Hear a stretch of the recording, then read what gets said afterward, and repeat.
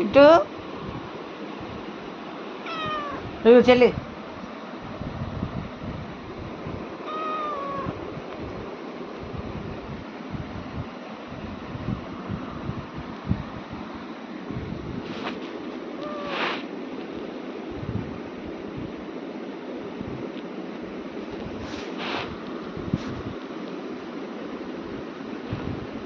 వచ్చి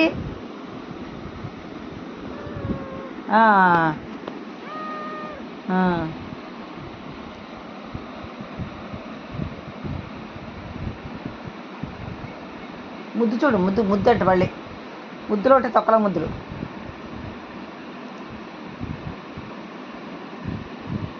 చూడు మళ్ళీ ఇక్కడ